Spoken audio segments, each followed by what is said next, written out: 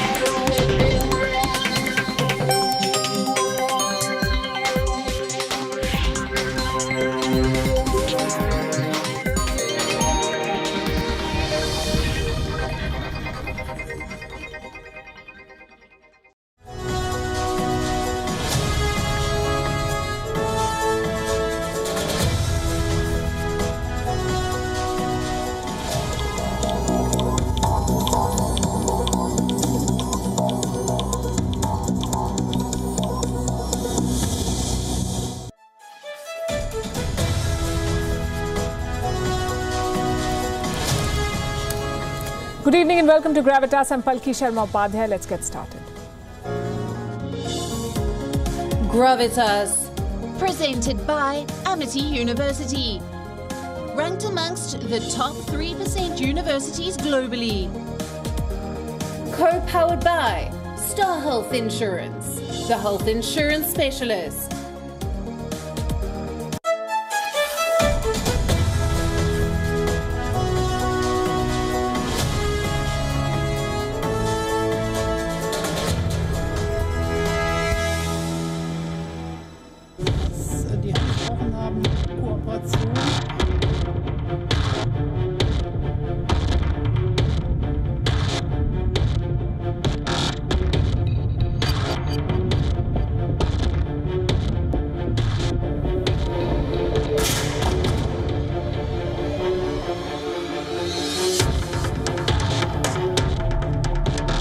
Seit heute früh 6 Uhr wird das Vereinsverbot gegen die dschihad-salafistische Vereinigung Jama'atu Berlin alias Tawhid Berlin vollzogen.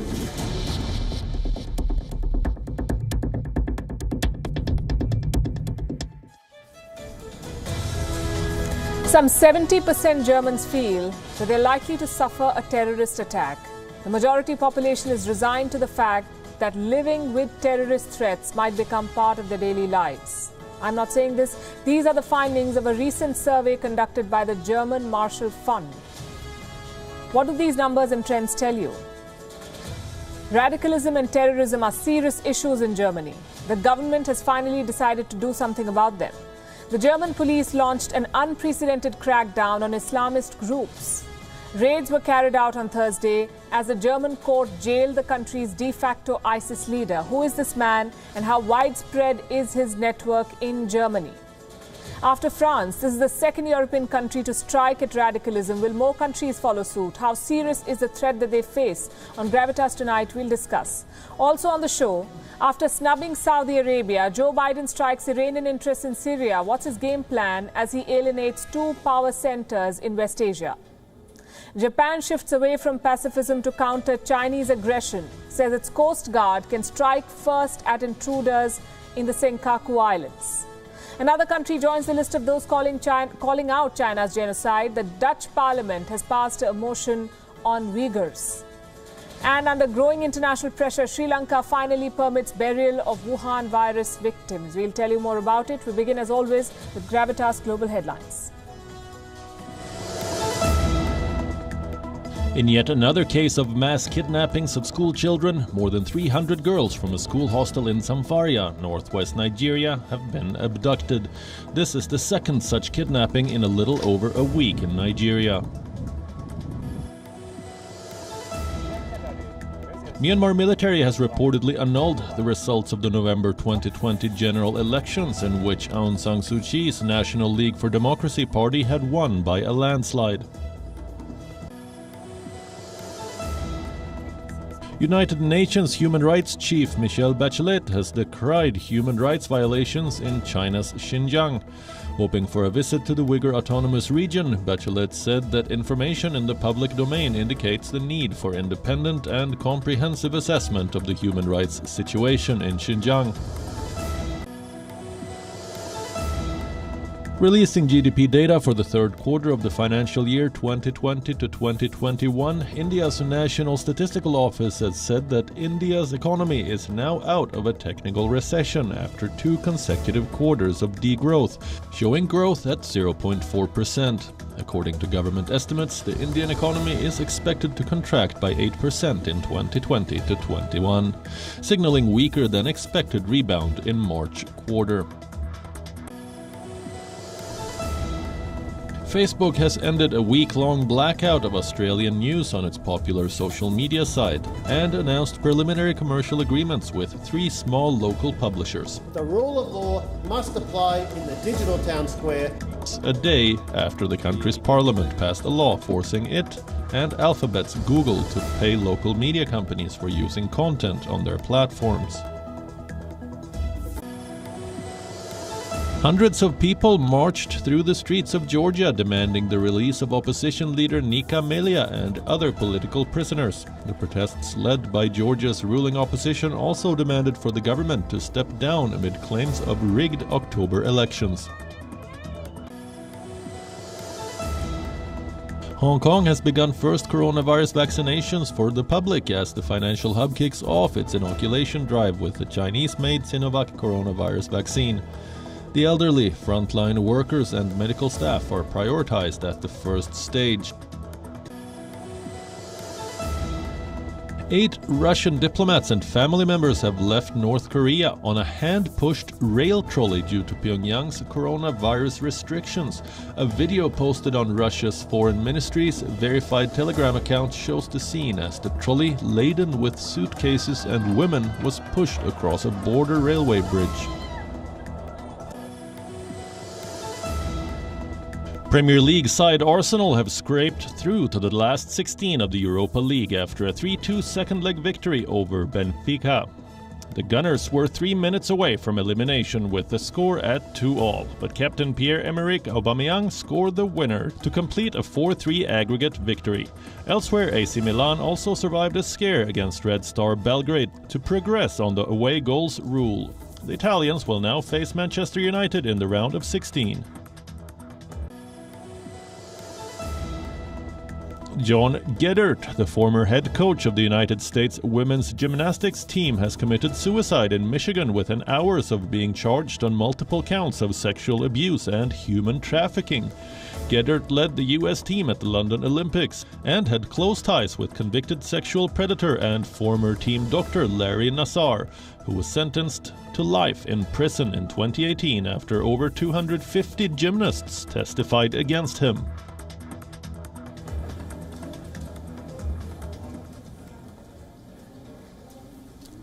This week, Germany has been witness to an unprecedented crackdown. A terrorist has been jailed for more than 10 years, a radical group has been outlawed, and police has been carrying out early morning raids.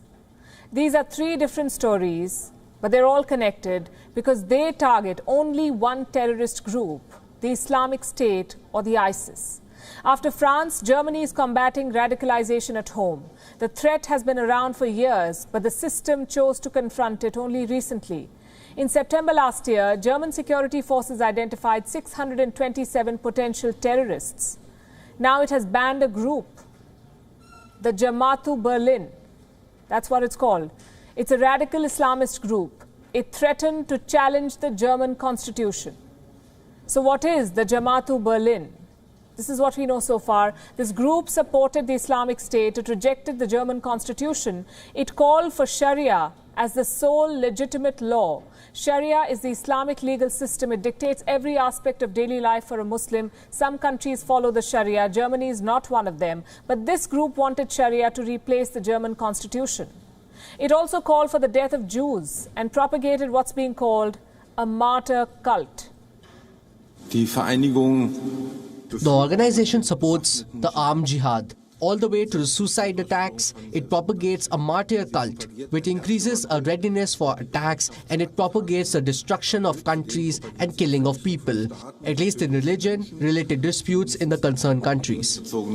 Auseinandersetzungen betroffenen Staaten. Germany slapped a ban on this group.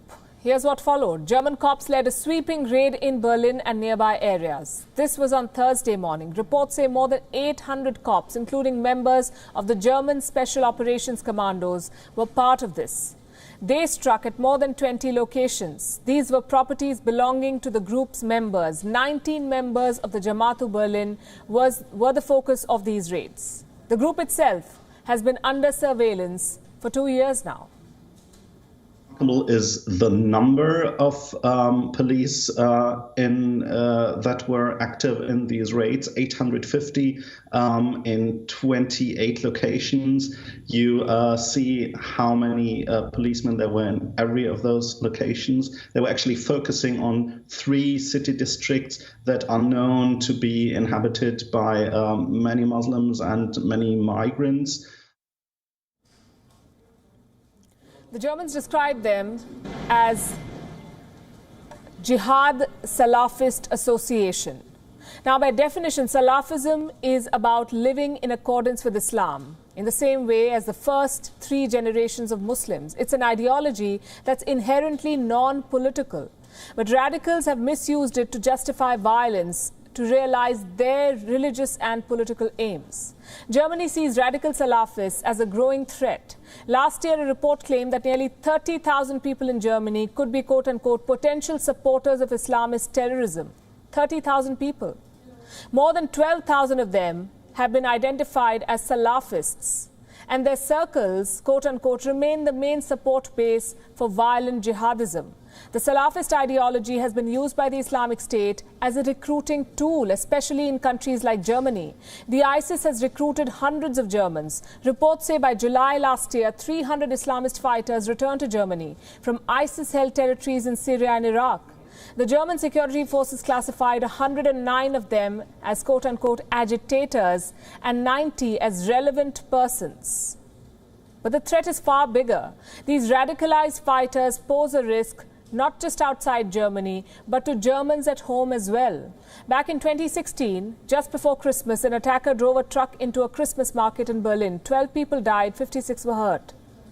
Anis Amri was the terrorist behind the attack. He frequented the same mosque that was attended by the members of the Jamaatu Berlin, the same group that has now been banned by Germany.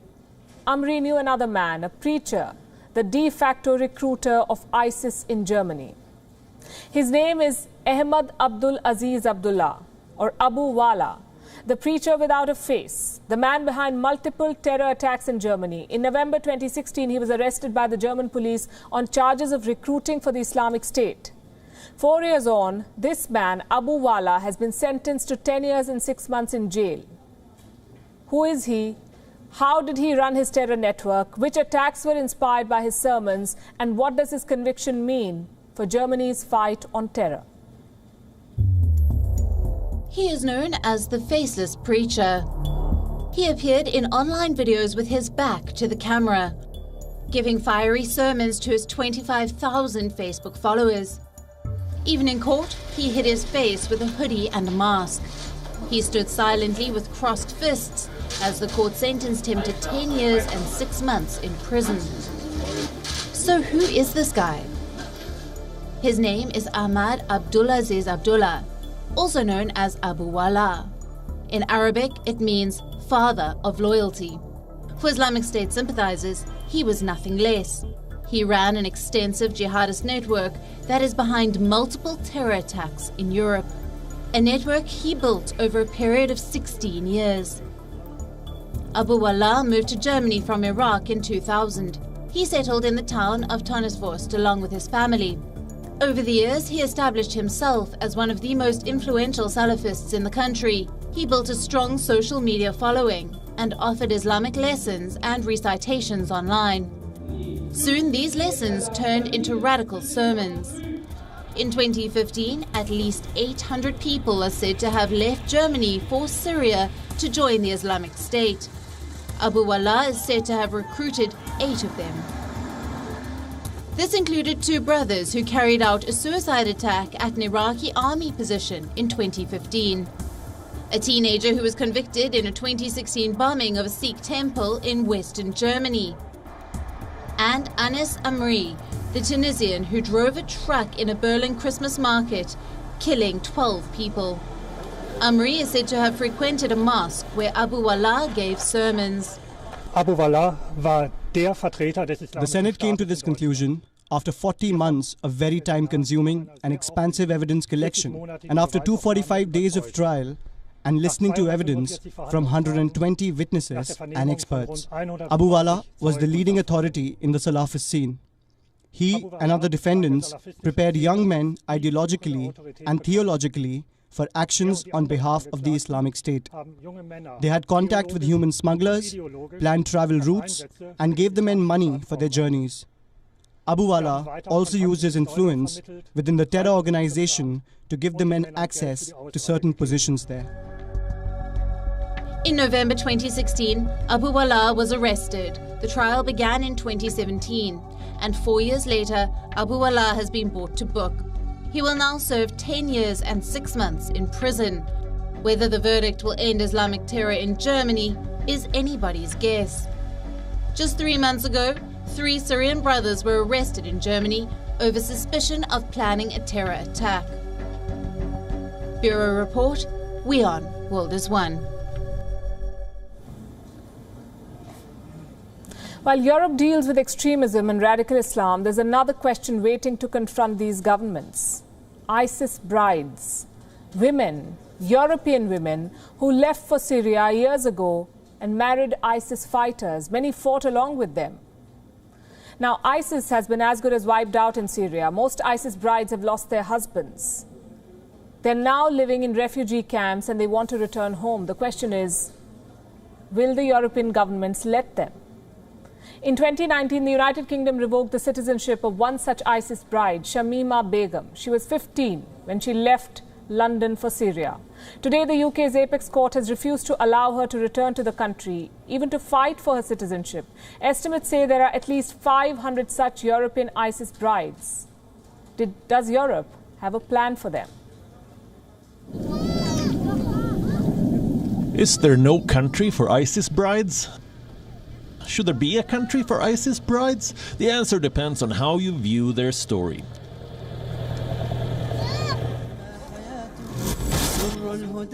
It begins in 2011, Syria. The Islamic State was seizing territory at will. It was recruiting fighters from around the world.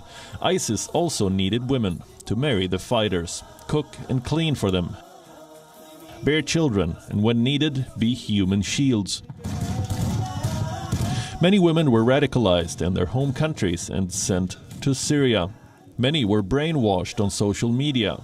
Over 500 women traveled to Syria from the West alone. There are no estimates for the total number. The war in Syria has now ended. The ISIS fighters have been jailed or killed. For their brides, the end of the war spells the beginning of another conflict. This is Shamima Begum. You may be familiar with her name. In 2015, Shamima left the UK to travel to Syria. She was all of 15. She married a Dutch ISIS fighter, lost 2 of her children to disease. She was found in a refugee camp in 2019. She was pregnant with their 3rd child. Shamima said she had no regrets. The unrepentant teenager sparked a debate worldwide. Should ISIS brides be left to fend for themselves, or should they be allowed to return home from refugee camps? The UK revoked Shamima's citizenship. Human rights campaigners criticized the move. Legal experts said Shamima should be allowed to appeal. In 2020, a British court ruled the same, adding the ISIS bride be allowed to enter the UK. That door closed today. The UK's apex court has said Shamima cannot return to the country. It upheld public safety over Shamima's right to public hearing. International law says governments cannot render their citizens stateless, but can countries risk allowing highly radicalized women to return home? India too faces a similar question. 2 ISIS brides want to return to Kerala. Indian law allows for revoking of citizenship. That is, only if someone shows disloyalty towards the constitution. Do ISIS brides fall under this category? Experts say Shamima and others like her should not be called ISIS brides. These women voluntarily moved to Syria. They believed in the ISIS ideology. The word brides strips them of their responsibility. Should governments make exceptions for women who were kidnapped and taken to Syria? Albania has reportedly adopted a policy of monitoring. It is not prosecuting the ISIS women. In 2019, an American court ruled that Hoda Muthana, a US-born ISIS bride, is not a US citizen. Muthana said she deserves a second chance. Does Shamima deserve one too? Britain says her mother is Bangladeshi, so she can apply for a Bangladeshi citizenship until the age of 21. Today, Shamima Begum is 21. Bangladesh does not want her. Britain has shut its door. Shamima's husband is in a Syrian jail. All her children have died. Shamima is homeless, countryless. Did the 15-year-old Shamima foresee this when packing her bags for Syria? While passing the recent ruling in Shamima Begum's case, a British court said there is no perfect solution for this dilemma. Bureau Report, WION. World is one. The White House is the biggest reality check for American politicians. They enter it preaching peace and love, but leave with a legacy of war and destruction. Just think about the last 2 US presidents. Barack Obama won the Nobel Peace Prize for his anti-war sermons. By the end of his term, he had dropped 563 bombs. So much for promoting peace. Then Donald Trump came to office, promising to stop America's endless wars. We all know how that turned out. Now, Joe Biden seems to be going the same route. 36 days after taking charge, he has bombed West Asia. An airstrike near the Syrian border. The target, Kataib Hezbollah, a powerful militia group backed by Iran. They mostly operate in Iraq but have safe houses in Syria. War monitors say at least 22 fighters were killed. The Pentagon is confident they hit the right target, but on casualties, they're mum. We're confident in the target that we went after. We know what we hit. And we're confident that that target was being used by the same Shia militia that conducted the strikes. That was Pentagon Chief Lloyd Austin. The strikes he's referring to are from 10 days back. On the 15th of this month, more than a dozen rockets were fired at the Erbil base in Iraq. Inside were American soldiers. One foreign contractor was killed, multiple others were injured. The strikes were an open challenge to Joe Biden. Would he stand up to Iran's proxies or let Tehran walk over him? He chose to stand up and strike back. That's definitely a display of intent, but what's Joe Biden's endgame here? The Syria strikes were not his only option. He was reportedly given a set of military responses, out of which Syria was the most conservative one. Biden does not want an escalation. His goal is deterrence, to put the fear of America in the mind of its enemies. But the casualty of this posturing could be the Iran nuclear deal. Biden has a personal stake in reviving it. As Vice President of the US, he played a key role in the negotiations. But these airstrikes complicate matters. Iran is no doubt plotting revenge. So at what point will Biden's limited retaliatory strikes turn into hellfire? The State Department gave a clear answer on Wednesday. America's patience is not unlimited.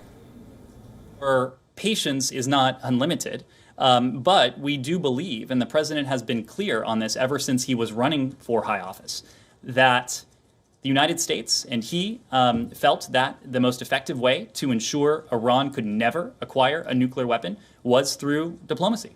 That is what we are engaged in now. The Iran problem is part of every president's inheritance. But that's not the only challenge for Biden. He's talking about resetting ties with Saudi Arabia, the power center of West Asia, also Iran's sworn enemy. Now, Joe Biden says he values the kingdom, but he's got a problem with its rulers. On Thursday, he called King Salman a full month after taking office. Biden lauded the recent release of Saudi activists and promised to build a strong and transparent relationship. A couple of interesting things to note about this phone call. One, the timing. The conversation came so late that it seems like more of an afterthought. Saudi Arabia is among America's closest allies. Their alliance is key to containing Iran's influence in West Asia. The delay in reaching out could be a signal of fraying ties. Point number two, the Khashoggi report. We've been hearing about it this entire week, a US intel report that will blame the Saudi crown prince for the murder of journalist Jamal Khashoggi. Biden says he's read that report, but it wasn't raised in this phone call. Number three, Saudi Arabia's human rights record. Joe Biden appreciated the strides made by the kingdom, but he wants more action, like he can dictate it. So here's the thing. Joe Biden's West Asia policy appears indecisive. He wants diplomacy with Iran, but he does not want to appear weak. He wants to build the Saudi alliance, but he continues to sideline the crown prince.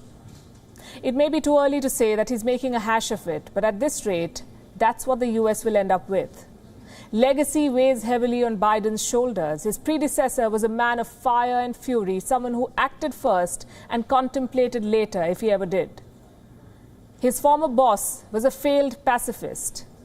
And somewhere in between is where Joe Biden wants to be. On the 26th of February 2016, India avenged the death of 40 CRPF soldiers in the Pulwama attack. It carried out the Balakot airstrikes. The Indian Air Force entered Pakistani airspace and wiped out the biggest training camp of Jaish-e-Mohammed.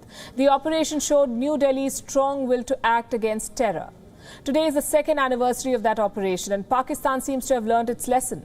Just 24 hours back, Islamabad agreed to observe all agreements on ceasefire along the line of control.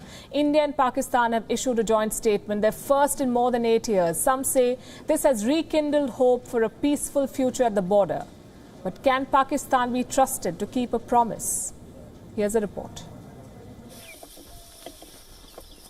2020 was one of the most active years at the line of control. There were at least 4,600 ceasefire violations by Pakistan, the highest in 2 decades. A total of 46 security personnel were killed. The hostilities reached their peak. Exactly a year on, there are signs of a thaw. New Delhi and Islamabad have signed a new agreement to lower the temperature at the border, with strict observance of the 2003 ceasefire pact. The joint statement reads, both sides agreed for strict observance of all agreements, understandings and ceasefiring along the line of control and all other sectors, with effect from midnight 24th and 25th February 2021. The statement was issued after the Indian and Pakistani Director Generals of Military Operations held hotline talks and agreed to review the situation in a free, frank and cordial atmosphere. They also promised to hold border flag meetings as a mechanism to resolve any unforeseen situation. But no operation against terrorists and infiltrators will be stopped by the Indian Army. The world is welcoming this. The US suggests further diplomatic dialogue. We encourage continued efforts to improve communication between the two sides and to reduce tensions and violence along the line of control. And the United Nations has the same expectations. And the German envoy to India has called it a courageous move. For India, it may mean an end to unnecessary provocation. For Pakistan, it means a chance to save its global reputation. Its record remains dismal. On Thursday, the country did not exit the grey list of the Financial Action Task Force after a 4-day meeting of the anti-terror watchdog. A number of countries were still of the opinion that Islamabad had not fully implemented the body's action plan. Pakistan scored 24 out of 27. Islamabad has made progress on 24 steps. It has failed on the 3 most crucial ones. One is targeted financial sanctions against all designated persons and groups. Two is investigating individuals or groups who act on behalf of those designated. And three, Pakistan must show that its actions result in effective sanctions. The FATF has set the deadline for June 2021, the last deadline for Islamabad to mend its ways. And if history is any guide, it will be another lapsed deadline. Bureau Report, WION World is One. In 1945, Japan renounced war. That was after the Second World War. Japan became a pacifist state. 75 years later, it is shifting away from pacifism. Japan is adopting what looks like a strike-first policy. What does that mean? It means that Japan's Coast Guard can fire missiles if a foreign vessel intrudes into the Senkaku Islands. That's what Tokyo has announced. What are the Senkaku Islands? It's a disputed turf between Japan and China in the East China Sea.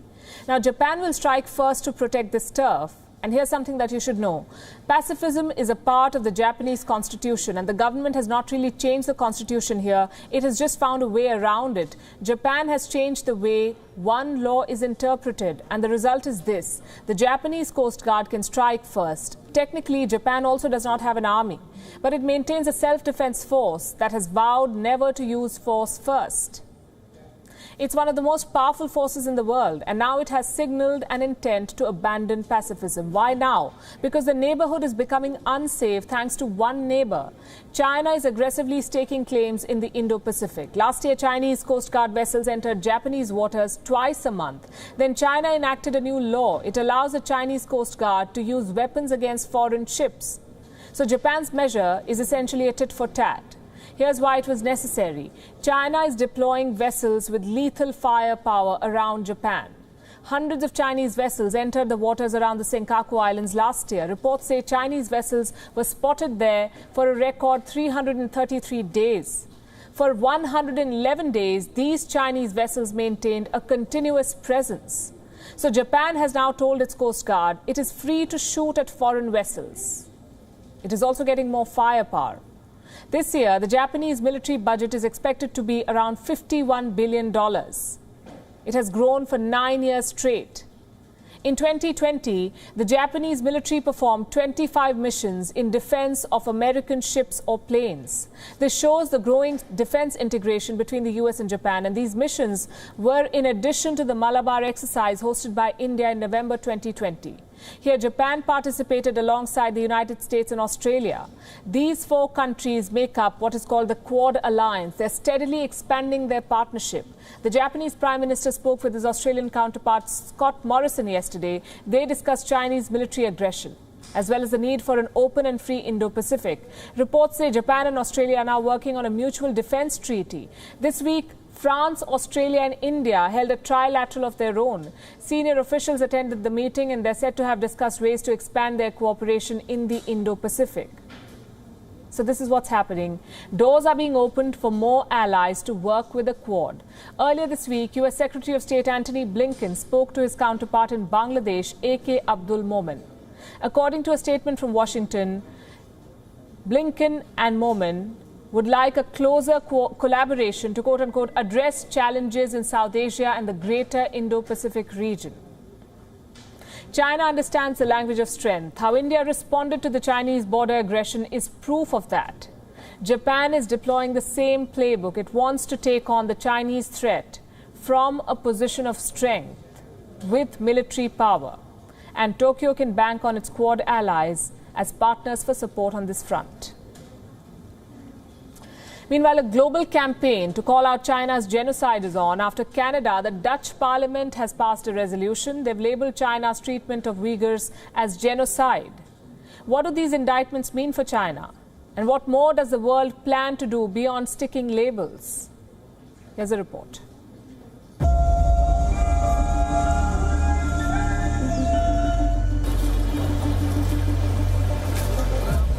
The Uyghurs in China are the target of a genocide. America was the first to declare it.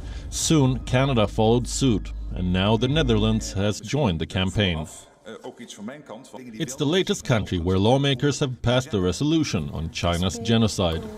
It's a non-binding motion which says a genocide on the Uyghur minority is occurring in China. The resolution stops short of blaming Beijing directly, but it's the first time that a European Parliament has taken such a step. China says genocide in Xinjiang is an outright lie. But it's getting harder for Beijing to convince the world. British Foreign Secretary Dominic Raab says the Uyghurs are being tortured on an industrial scale.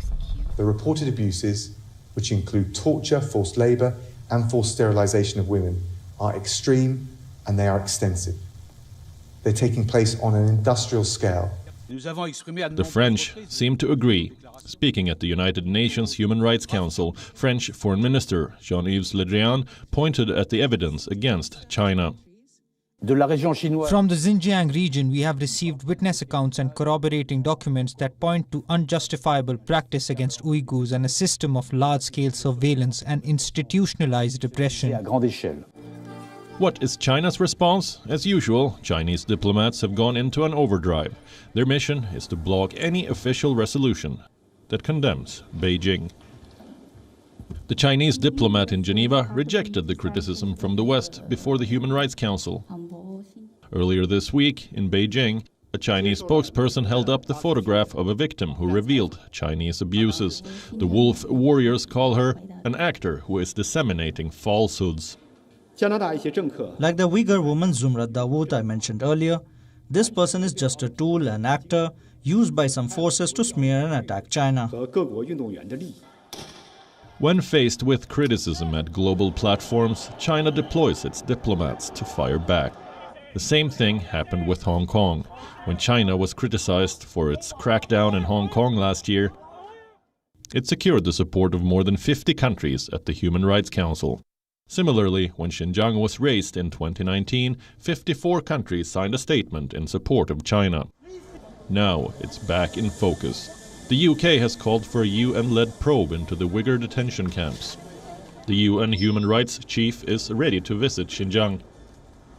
My office continues to assess the alleged patterns of human rights violations, including reports of arbitrary detention, ill treatment and sexual violence in institutions, coercive labor practices and erosion of social and cultural rights.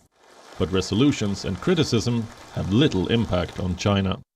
Earlier this week, Human Rights Watch said China has increased its persecution of Uyghurs, with more persecutions and longer prison sentences. Branding it a genocide is a welcome first step. The world needs to follow this up with more and make China pay. Bureau Report, World is One. Who is the most powerful person in a country? Someone who has the country's nuclear codes. In the US, for example, it's the president. But that may just become a thing of the past. Democrats want US President Joe Biden to share his nuclear command and control power. Can he do that? Has it ever happened before? Does Donald Trump have a role to play here, and what happens in other countries? We'll discuss all of this. We start with a letter written on the 22nd of February and addressed to Joe Biden. Let me read it out for you. It says, as president, you alone possess the authority to order the use of nuclear weapons, which assures that nuclear weapons remain under civilian control. However, vesting one person with this authority entails real risks. Past presidents have threatened to attack other countries with nuclear weapons or exhibited behavior that caused other officials to express concerns about the president's judgment. First things first, who wrote this letter? Two men.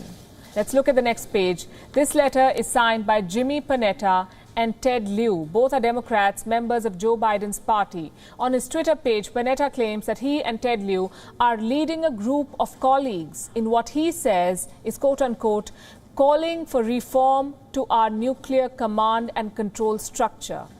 As the letter makes obvious, their call for sharing of nuclear control has been sparked by the conduct of certain past presidents. Are they referring to Donald Trump? Was he the only president who went rogue in the final days? Trump had threatened a nuclear attack on North Korea. He tweeted about his nuclear button being bigger and more powerful than the North Korean dictator Kim Jong-un's. His tweet was slammed as the most irresponsible in history. But if you must know, Donald Trump was not the only irresponsible American president. Richard Nixon reportedly was a scare too. In the final days of Nixon's presidency, then U.S. Secretary of Defense had reportedly ordered the military commanders to check with him if the president happens to give any nuclear launch order. I'm referring to the letter's appendix section. So are the fears of these House Democrats justified? And if they are, what's the solution? Here's what the congressmen have listed. 1. Sharing the power of launch order with the Vice President and the Speaker of the House. 2. Sharing the power with the Secretary of Defense and the Attorney General.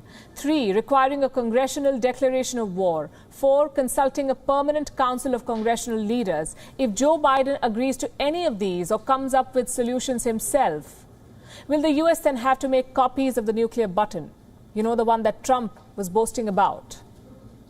What if I told you that there is no nuclear button? Firing a nuclear weapon is not that simple. The US president has a briefcase. Interestingly, it's called a nuclear football. In theory, it never leaves the president's side. What does the football have? Communication tools and books with prepared war plans. The nuclear football is expected to help the president make a quick decision. The US president also has something called a biscuit.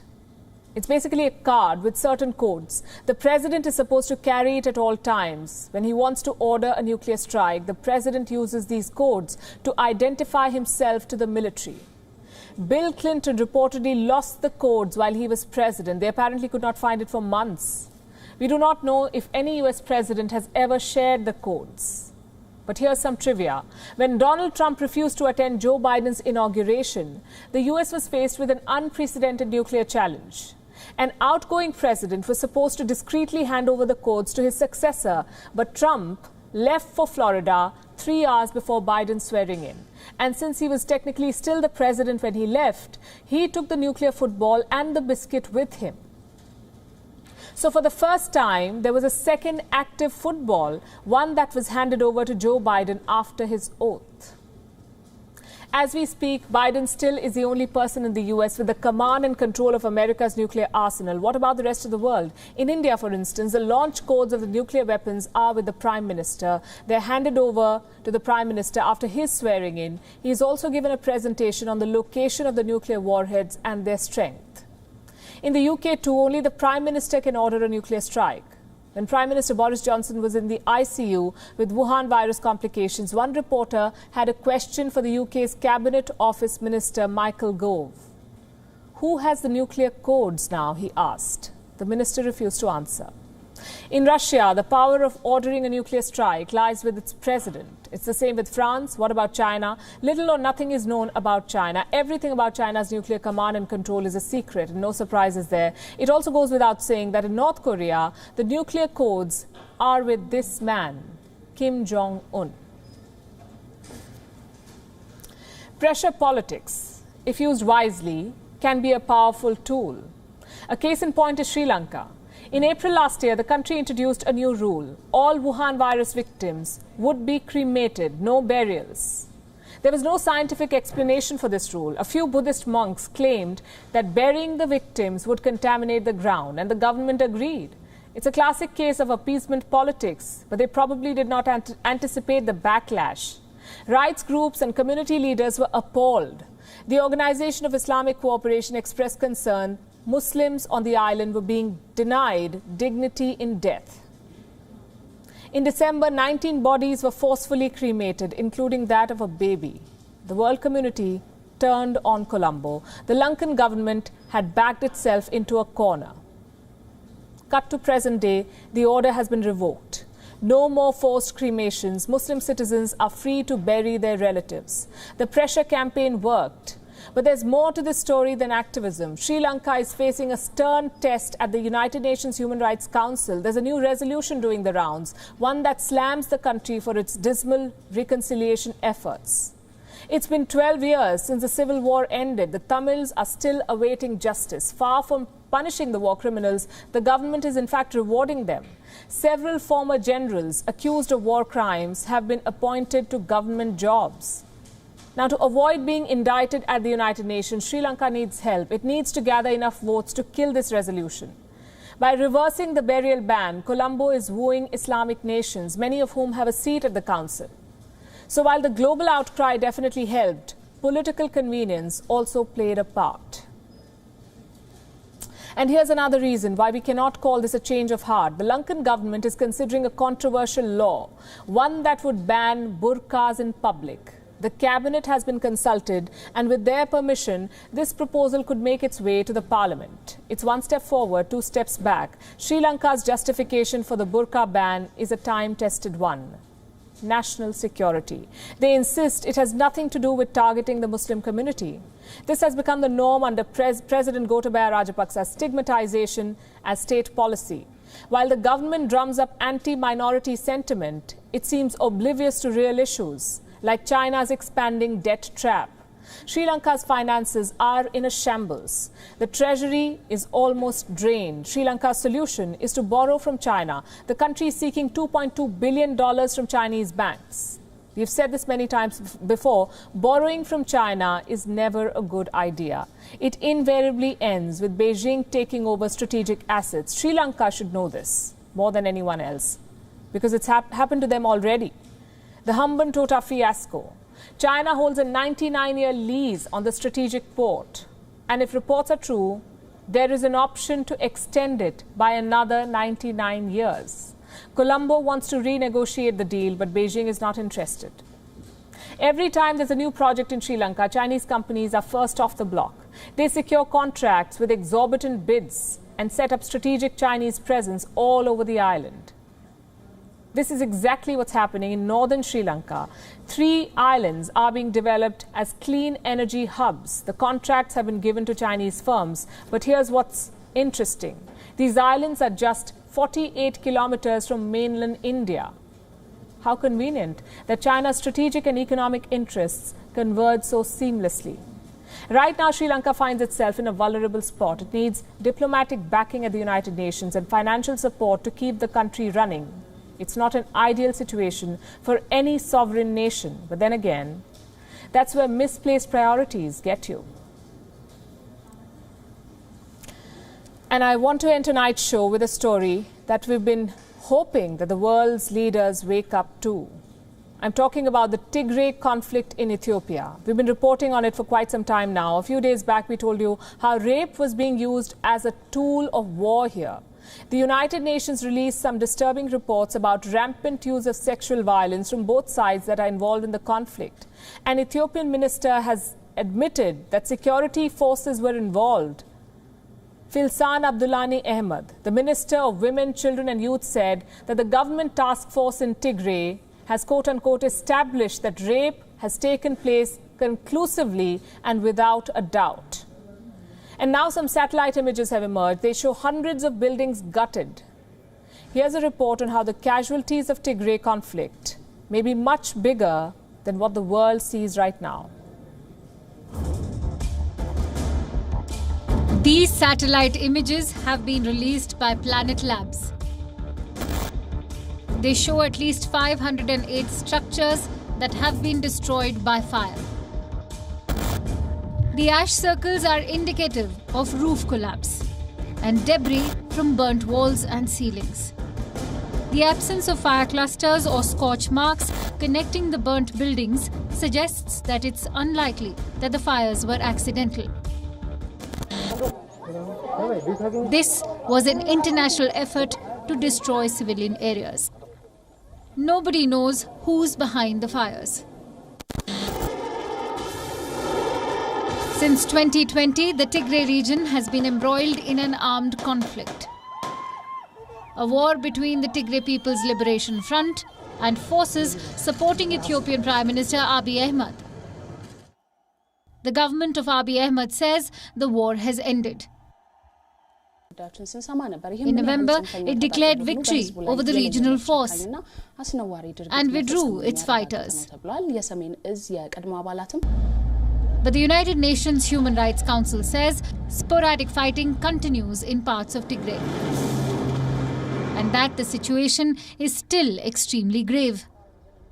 The situation is extremely grave in Tigray, and hundreds of thousands of people need life-saving assistance. Eritrean refugees, many of whom have been caught in the crossfire, especially when we look at the two Eritrean refugee camps in the northern parts of Tigray. The eyewitness accounts are chilling. Many call it a genocide. It is genocide because everywhere we see the Amhara being killed. Actually, I lived with Shinasas, but they selected and attacked me.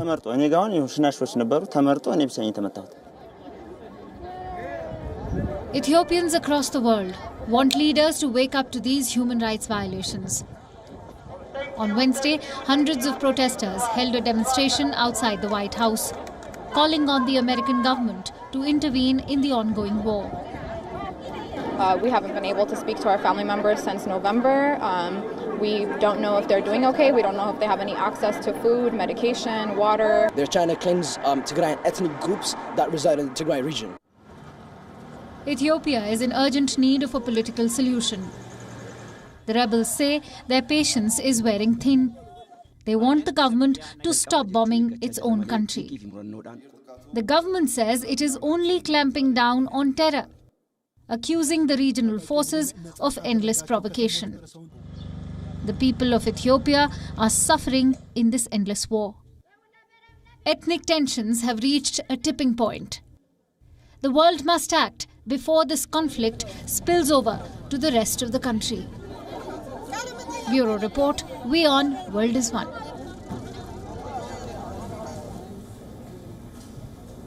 With that, we're slipping into a short break. Up next is Gravitas Images. Thanks very much for watching. Have a good weekend. We'll see you on Monday.